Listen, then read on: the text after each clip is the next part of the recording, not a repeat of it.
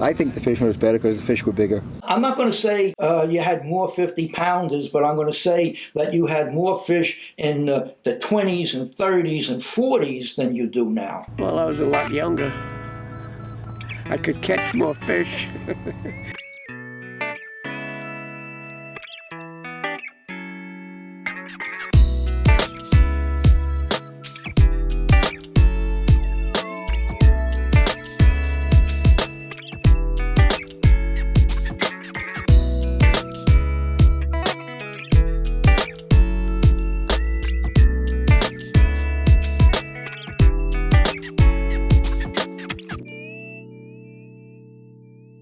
Nothing like catching a 30, 40, 50-pound bass compared to, these smaller fish they catch today and, go crazy running up and down about. When you had a 30, 40-pound bass, it was like heaven because you would catch, and we caught a lot of them. Everybody did, not just me. I mean, there were so many good fishermen out here that, everybody took their turns being Top Gun. When I started, we weren't getting a lot of fish, but the quality was there, the numbers weren't there. So I started in kind of like the low cycle of bass fishery back in the late 80s, early 90s. When the stocks started recovering, and by the time we got to the late 90s, fishing was really good. I remember one of my friends says, wow, we're fishing in the good old days. We made our own good old days back in the late 90s, early 2000s. In the early 2000s, the fishing started declining. The size of the fish started declining even faster. You had to work that much harder. One of the things that started happening for me was I was getting better at catching big fish, but the fishing was declining. I just wish I knew what I know now 20 years ago. Man, I would have really hammered them. We used 20-pound test line, Andy line, pink Andy. Just about everybody did. And it stretched. And we lost a lot of big fish, too, because of the type of line, a lot of rocks, and we would lose some really unbelievable fish that we would love to know how big they were at the time. Well, we all did.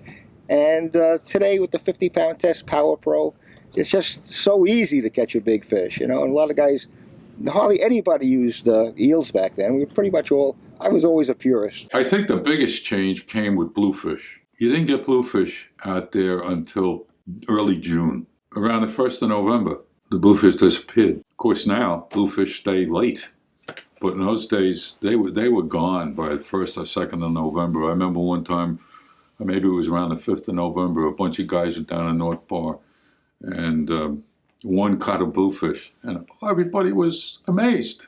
November 5th, there was a bluefish caught. But now it's as far as another thing was whiting. Shagwang would be good in November because of whiting. The whiting would run along the beach, and that brought bass in on the beach at Shagwang. We didn't talk much about herring as bait. What we really talked about was in October, late September and October, we'd get baby weakfish. We'd get the little golf balls, the baby blowfish, and you'd start to get bunker and you'd get mullet. So you'd have a real mix of bait, and that would cause blitzes. North Bar at night, and I guess the guys that fished in the day did okay too. I didn't fish much in the day except in November. We used to be able to go along the beach in the fall, and on a dropping tide, you'd find whiting on the beach. You could pick them up. That doesn't happen anymore, and that's not, like everything else, it's been overfished. Montauk was never a respectful place. Back when I started, the fishermen didn't respect each other. They didn't respect the place. I don't think that's changed. Maybe it seems like there's less respect for Montauk now because there's that many more people than when I started. But overall, it was never a respectful place. The fellas in High Hill, they were a tough crowd. Whitey and Richie Hazenthal, the Professor, Willie Young, Chip Alburn. They were a tough crowd. But you know something? If you were in a lineup and you caught a fish, and all you would have to say is coming down, fish on, they would all back out of the way and let you walk the fish. You could walk the fish 100 foot down the beach. When you came back, you went right back to your spot. No one took it. Everyone knew that was your spot. And you did the same for them. So there was more respect, I think, for the fishermen in those years. Today, no one walks their fish. No one cares. They'll walk out in front of you today. They'll cast from behind you. You didn't see much of that in those days. If you do fish a lineup today, it's a little bit different than it was back then. Because the lineups, you'd be in a lineup, and everybody knew what the hell they were doing. You know, I remember in November, probably back in, man, it had to be back in the late 80s. We're on False Bar, and I'm in a lineup, maybe 20 guys in November on False Bar. It was a really calm night, and we're all in the fish, and they were all like 20-pound each fish. And, I mean, I'm talking shoulder to shoulder, a guy here, a guy there. You know, 20 guys. Nobody's tangling up. Nobody. You get that today? I doubt if you'll ever, unless you get a bunch of guys who know what they're doing, you'll never get that today. Today, you'll get guys casting over your shoulder. Not that you didn't have that then, but in the middle of the night, you wouldn't have that. Let's put it this way. When I really started getting into Montauk, and that was like in 66 and that, going out and really fishing heavy out there, what happened was, I said I'd go out on the weekends.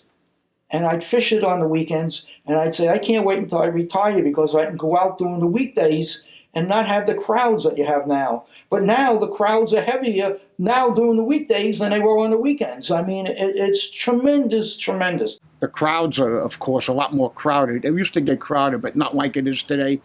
The crowds have changed.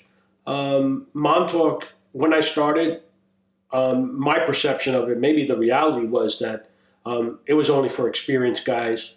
It was only for hardcore fishermen that only fished at night. It was not a place where novice fishermen succeeded. That changed. I think that changed when the daytime fishing started up with the whitebait. It made it accessible to a lot more people. It brought in the crowds, mainly in the daytime, but it really changed the types of people that could fish Montauk. It wasn't so exclusive of everybody else. It was open to anybody. Well, I went back in the 90s. I went back the first time around 95, maybe 94.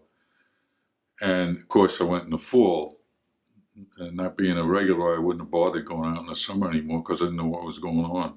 The first thing I saw was the mob. And it was just unbelievable. And, of course, this was daytime. And it was just too crazy. And fishing shoulder to shoulder, for Pete's sakes, we didn't used to do that. Yeah, in the bar you do that, but everybody that was doing it knew what they were doing. And here you had guys some guys had 9-foot, 8-foot rods mixed in with all the regulars that was throwing 11 and 11.5-foot sticks.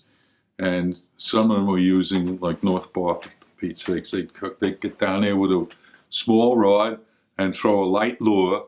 And here the other guys were all throwing darters, big lures, and you'd get tangles. It was just crazy. It was not the way it was in the 50s, 60s, and well into the 70s. It was still pretty good.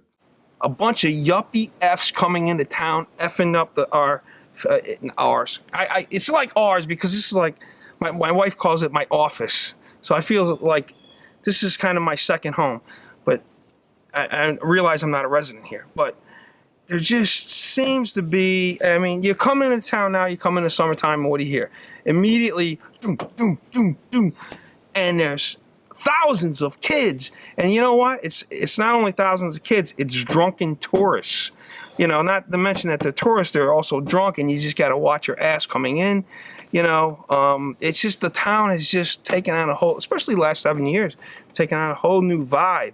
You know, it's no longer, there's a t-shirt out there, you know, that shirt that says, Montauk's a small drinking village with a fishing problem. I love that shirt. That's no longer the case.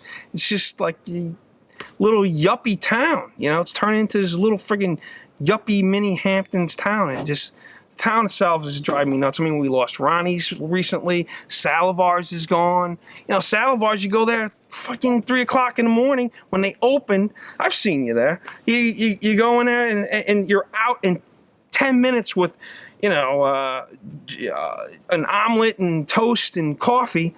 And now it's gone. You know, and with the drunks, all the drunken locals that hang out there at 3 o'clock in the morning, it was a sight to behold. Gone. It's changing, but you know, I mean, everything changes. You got to deal with it. I mean, a surf is always going to be the same as long as they don't change our access. I'll tell you a story. Last year, I'm on Jones Reef. I'm with a customer, and I look down. Well, before I went to Jones Reef, I looked down, and I have a really good binocular so I can see at night. There's nobody at Jones Reef. I was like, yes. You know, this was in the fall. My customer goes, is that a bad thing? I go, no, that's a good thing. We got the perfect tide. So we go down there, and immediately we're into fish. You know, and I don't know what it was, maybe teen fish, but nonetheless, we're immediately into fish. So eventually, like 20 minutes goes by. Guy, I don't know, he must have saw us catching fish out there. Another guy comes out. Then another guy comes out. And this other guy that comes out. Now, we're out, what? At least 100 yards, I guess. 100 yards on Jones Reef. Guy whips out his friggin' cell phone, right? Gets on to his boys, who were from a different state.